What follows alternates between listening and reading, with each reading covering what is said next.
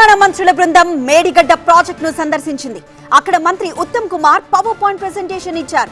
Kaleshwaram project వ్యయాన్ని BRS ప్రభుత్వం విపరీతంగా పెంచేసిందని మంత్రి ఉత్తమ్ విమర్శించారు. సెంట్రల్ వాటర్ కమిషన్ ఆమోదించిన ఖర్చు 80,000 కోట్ల రూపాయలని చెప్పారు ఆయన. గతంలోని కాంగ్రెస్ ప్రభుత్వ హయాంలోని 38,000 కోట్ల ఖర్చు కాస్త 1,50,000 కోట్లకు చేరిందన్నారు ఉత్తమ్.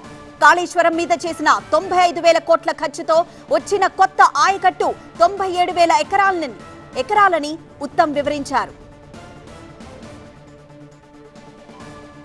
అన్నారం బ్యారేజ్ కి కూడా డ్యామేజ్ జరిగిందంటున్నారు మంత్రి ఉత్తమ్. సుందిళ్ల బ్యారేజ్ విషయంలో ఇంకా పరిశీలించాల్సి ఉందన్నారు. ఎక్కువ వడ్డీకి అప్పులు తీసుకొచ్చారంటున్నారు మంత్రి ఉత్తమ్. చెల్లించాల్సిన విద్యుత్ ఖర్చులే 13,000 కోట్లంటున్నారు.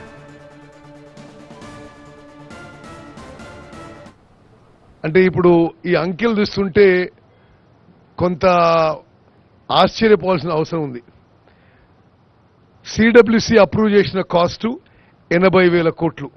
వారికోస్ వెయిన్స్ వ్యాధికి కేవలం 30 నిమిషాల్లో చికిత్స. కాల్ చేయండి 9989527715. ఆ 80,000 కోట్లు క్రమక్రమంగా పెరిగి మరి ఇప్పుడు ఆల్మోస్ట్ 1,50,000 కోట్లకు చేరుకుంటుంది ఈ ప్రాజెక్ట్ కాస్ట్.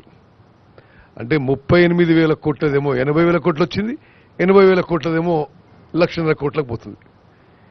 ఈ రోజు వరకు నాకు ఇచ్చిన ఫిగర్స్లో కొత్త ఆయకట్టు, కాళేశ్వరం ప్రాజెక్ట్ కింద కొత్త ఆయకట్టు అప్రాక్సిమేట్గా ఇప్పటివరకు అయిన ఎక్స్పెండిచర్ అప్రాక్సిమేట్గా 95,000 crores. 95,000 కోట్లు ఖర్చు పెట్టిన తర్వాత ఈ రోజు వరకు జనరేట్ అయిన కొత్త ఆయకట్టు మరి 97,000 acres, అంటే అప్రాక్సిమేట్లీ 1 lakh acres అని తీసుకోండి. మరి ఈ విషయాన్ని కూడా మన ఇంజనీర్లతో నిపుణులతో కూడా మాట్లాడి ఇంత పెద్ద ఎత్తున ఎక్స్పెండిచర్ చేసి ఇంత తక్కువ కొత్త ఆయకట్టు మరి స్టెబిలైజ్ ఆయకట్టు కింద కొంత ఇచ్చామని చెప్పి మన ఇంజనీర్లు చెప్తున్నారు. అదేవిధంగా కంట్రోలర్ ఆడిటర్ జనరల్ కూడా ఈ ప్రాజెక్ట్ మీద చాలా తీవ్రమైన విమర్శలు చేయడం జరిగింది.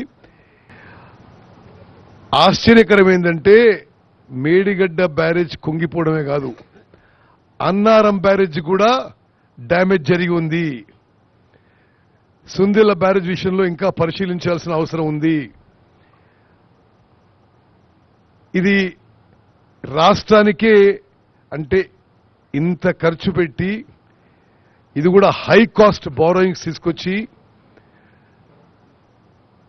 ఇప్పుడు యాన్యువల్ పేబ్యాకే ఈ ప్రాజెక్టు మీద 13,000 కోట్లలో పోతుంది. నడిచినప్పుడు హ్యూజ్ పవర్ బిల్ కూడా ఉంటుంది. మరి ఇది ఈరోజు బ్యారేజీల్లో కట్టిన ఇంత తొందరగా సరే ఏ విధంగా నష్టం జరిగింది, ఏ విధంగా డ్యామేజ్ అయింది వాళ్ళు నిపుణులు మాట్లాడతారు, ఎల్ఎన్టీ వాళ్ళు మాట్లాడతారు, ఇంజనీర్లు మాట్లాడతారు. కానీ ఒక ప్రజాప్రతినిధిగా నాకు చాలా ఇది బాధాకరమైన విషయం. ఎందుకంటే ఇప్పుడు 3 బ్యారేజీలు ఖాళీ చేస్తే అసలు కాళేశ్వరం ప్రాజెక్టులో మొత్తం ఇప్పటివరకు పెట్టిన పైసలు రిపేర్ అయ్యే వరకు మరి ఆ ఇంట్రెస్ట్ బర్డన్ ప్రభుత్వం మీద ప్రజల మీద ఉండిపోతుంది తప్పితే మరి ప్రాజెక్టు ఇంకో ప్రయోజనం ఉండదని చెప్పి కూడా నేను మనం